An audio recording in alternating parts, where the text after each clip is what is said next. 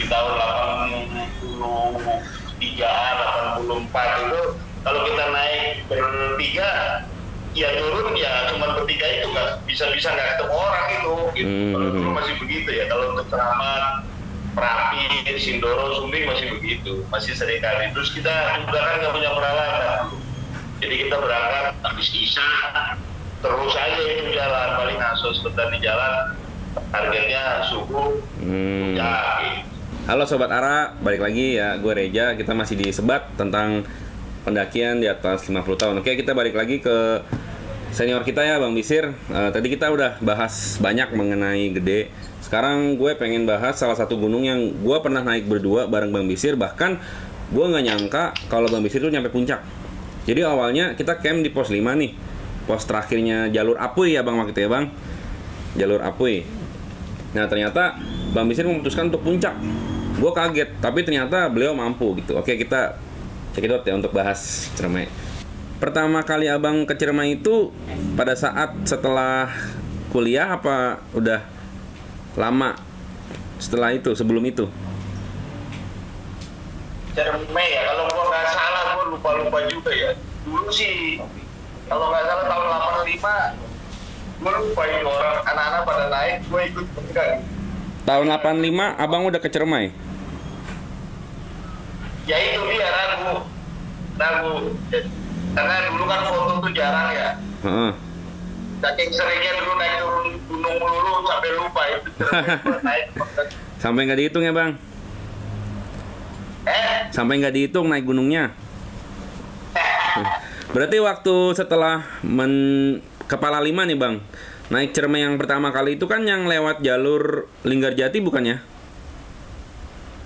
Iya. Yang sama anak-anak yang lain, tapi waktu itu kita nggak bareng ya Bang posisinya ya? Oh, maksud dulu yang tahun kemarin? Ya, yang abang pertama kali naik Ciremai yang bareng Mas Jupreng, bareng Miftah. Bukan Linggarjati, kita lewat Palutungan. Oh, Palutungan, ya. Itu gimana Bang jalurnya Bang? Dari step by stepnya kira-kira?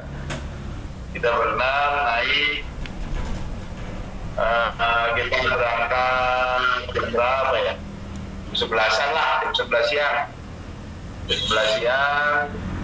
Ada enaknya di sana itu pos satunya itu ada base campnya gede banget gitu. Base campnya gede banget, lengkap. Tapi itu membuat kita terlena, kita ngopi-ngopi dulu apa segala. Panas-panasan juga. Akhirnya kita sampai campnya itu udah kemalaman juga. Oh ya, akhirnya camp di pos berapa tuh kalau boleh tahu? Aduh, ini kalau udah tua suruh gitu sudah. Pos 5 ya kalau nggak salah ya. Pos 5. Itu satu-satunya pos yang diizinkan untuk ngecamp. Oh, berarti. Tapi itu bisa itu ya. bisa dikatakan pos terakhir itu Bang di Palutungan. Apa belum? Enggak. Dia masih ada beberapa pos lagi gitu ya. Gue lupa. Tapi di atas pos 5 itu kalau nggak salah masih ada 2 pos lagi ya. Kalau nggak salah 2 pos lagi yaitu Simpang yang ke arah Tui sama Gua Lawa ya. Gua Walet. Gua Walet. Gua Walet tuh yang ketemu di Apuy berarti ya Bang? Iya betul. Ya. 3 itu. Nih Sobat Ara, ini udah pendakian di atas 50 tahun tapi masih inget jalur per jalurnya, luar biasa banget ya. Biasanya orang kalau naik gunung ya yang muda-muda. Kesalahan itu diprotes tuh sama yang punya gunung. Enggak, itu benar kok, saya cuma ngetes doang tadi. Jadi kadang-kadang kita orang naik gunung kan, base campnya aja lupa, di kecamatan mana, kabupaten mana nggak tahu. Ini Bang Bisir ini masih tahu ya pos per posnya, luar biasa loh ini Sobat Ara. Oke, balik lagi Bang. Waktu itu pendakian pertama ke Ciremai setelah 50 tahun ya. Kenapa Bang nggak muncak mah gitu? Ya.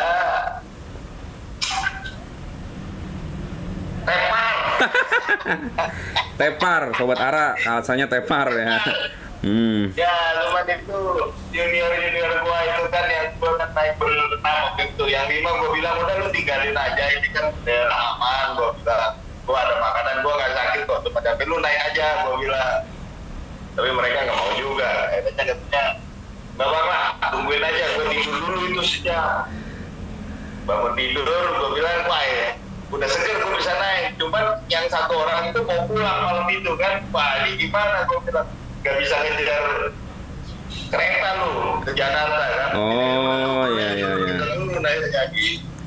At least abang udah mempersilahkan pendaki lain pada saat itu untuk muncak ya bang ya? Sebenarnya udah mempersilahkan ya? Iya, sebetulnya iya, cuma mereka mungkin khawatir ya. Khawatir ya, memang kan sebetulnya tidak bagus meninggal, tidak boleh meninggalkan pendaki yang lemah sendiri kan, apalagi yang aki-aki kan. Bentar bang, yang apa bang yang lemah?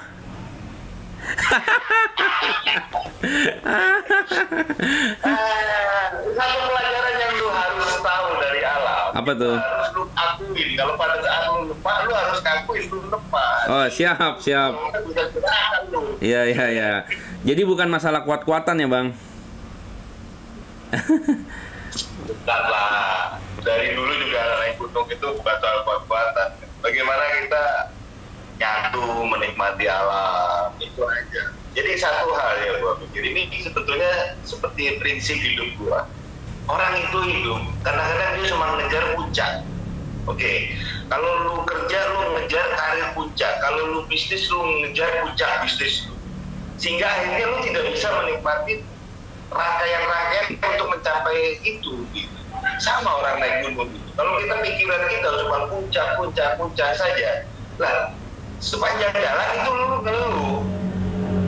Tapi puncak itu bonus. Nikmatin aja setiap tahapan dalam perjalanan. Lu pada saat lu nafas lu udah mulai teratur, lu nikmatin itu. Ya nafas udah teratur. Oh iya, gue dengar suara burung, gue lihat anggrek di sana. Ya itu yang harus lu nikmatin kan. Bahwa kemudian sampai puncak ya semua orang mau sampai puncak. Itu bonus. Terus kan setelah belum berhasil mencapai Cermai ya, puncak Cermai pada saat itu, abang memutuskan lagi untuk naik lagi nih untuk yang kedua kalinya, cuma beda jalur ya kan. Waktu itu memang kita ramai banget ya bang ya, sampai 25 orang ada ya bang. Terakhir ya sampai camp di pos 5 itu kan banyak banget. Nah itu kenapa bang? Kok balik lagi gitu? Penasaran sama puncaknya apa gimana? Sebetulnya begini, sebetulnya gue tuh gak enak sama anak-anak yang lain kan yang ikut gue kan gitu, karena gue merasa aduh mereka sebetulnya masih muda kan kepingin muncak ya, kepingin muncak mungkin karena ngelihat gue lemah mereka akhirnya kita turun bareng kan. Jadi gue bilang sama mereka waktu itu kan sebelum puasa, udah nanti habis lebaran kita naik lagi, awalnya itu doang gitu, tapi ternyata mereka sendiri juga cuma 2 orang ya yang ikut lagi, yang lainnya gak ikut.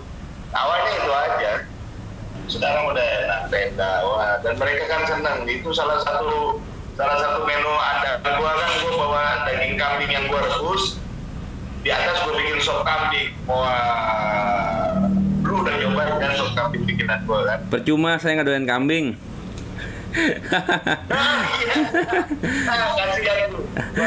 Oke bang, lanjut ke jalurnya nih bang. Kalau Apuy sama Palutungan itu bedanya spesifiknya apa bang mengenai jalur? Karena notabene Apuy itu yang membawa abang ke puncak. Sebetulnya sih ya, sebetulnya gue udah gak terlalu peka ya, gak terlalu peka dalam arti gak terlalu detail perhatikan, tapi kayaknya sih memang cenderung lebih enak Apuy ya, karena Apuy itu dia startnya kan lebih tinggi, startnya udah lebih tinggi. Hingga waktu itu kita Apuy lebih, cuma ini Apuy ini dari Cirebon jauh, Iya. Lebih lama. Lebih lama. Kan? Makanya waktu itu kita naik jam 12 siang kan kita baru naik. Gitu. Betul. Kalau Palutungan dari Cirebon berapa jam bang?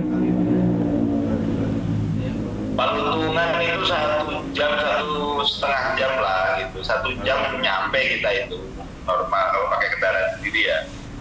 Nah kalau ke Apuy ini kan ada berapa stand. Kita kan kalau kendaraan kita tidak boleh atau memang tidak bisa lah, sulit kalau kita sendiri sampai base camp. Jadi kita parkir di kelurahan, kemudian kan kita naik pickup itu kan. Iya. Sampai ke kelurahan itu, kelurahan apa itu ya namanya, itu kan udah 2,5 jam. Udah lama itu.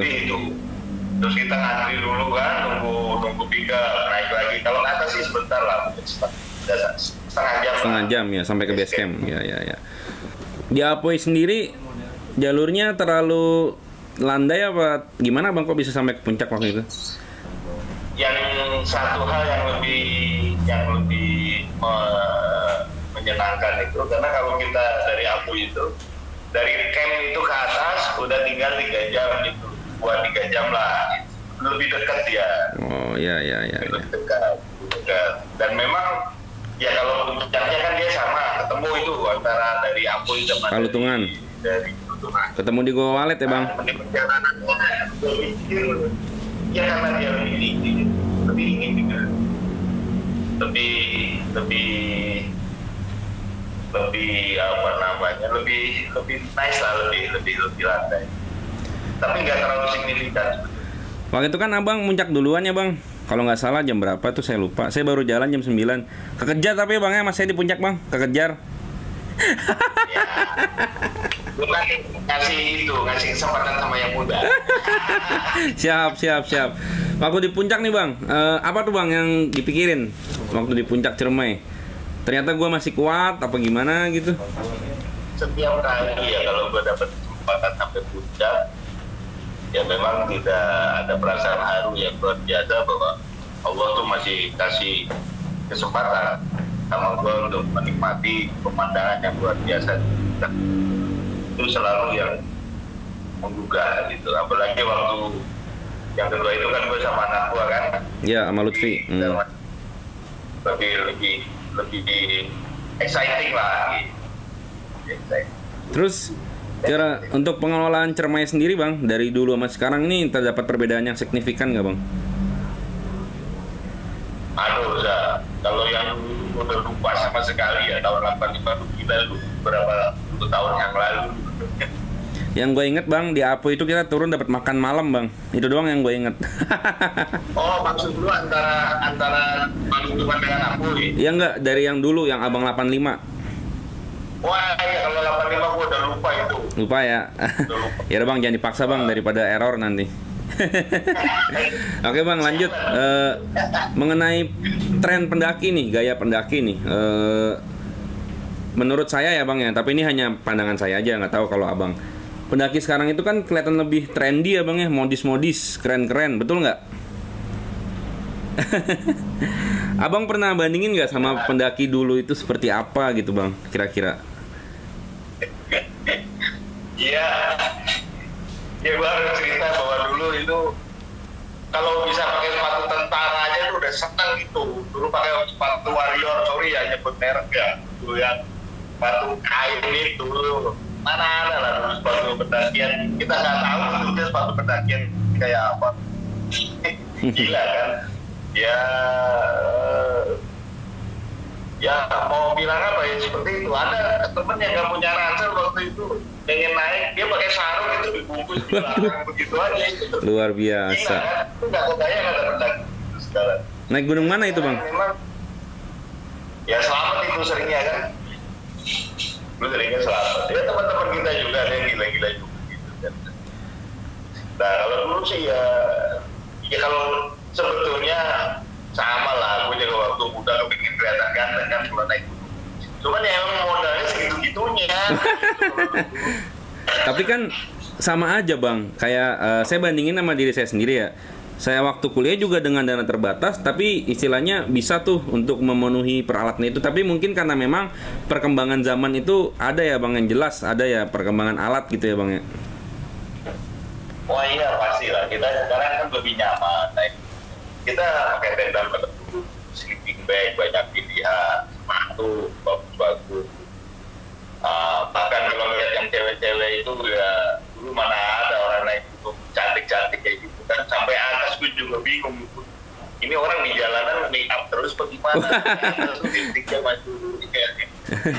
Jadi gue kadang-kadang merasa lahir kecepatan ya. Waduh. Jadi karena layar kecepatan, jadi kalau dulu pendaki cewek itu nggak secantik sekarang ya bang ya. Sekarang pendaki cewek cantik-cantik gitu ya? Iya. Buat anak-anak gua kan itu cantik-cantik. Jadi artinya apa? Mendaki itu passion kan, gitu. Itu yang berita bagusnya. Cuman memang apakah pendaki itu siap untuk memahami bahwa gunung itu bukan habitat kita, gunung itu bukan punya kita, gunung itu ada yang punya loh. gimana kita bisa berinteraksi dengan yang punya gunung.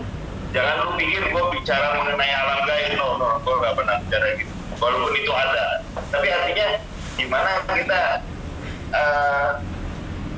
sampah harus kita bawa dulu gitu.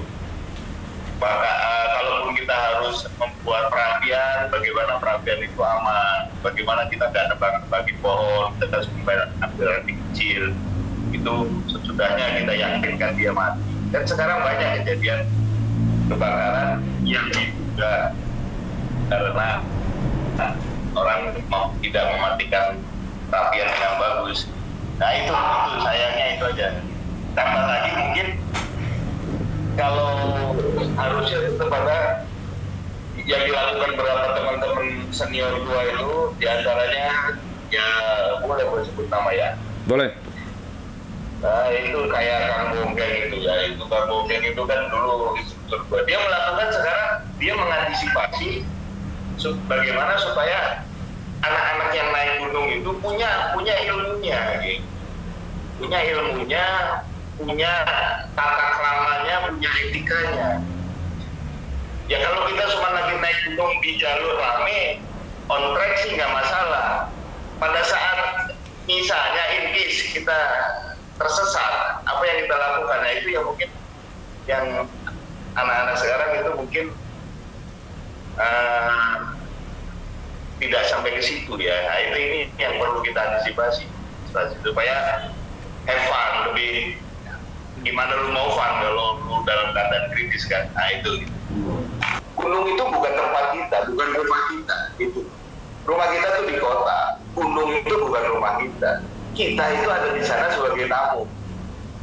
Jadi jangan lu jadi tamu merusak gitu.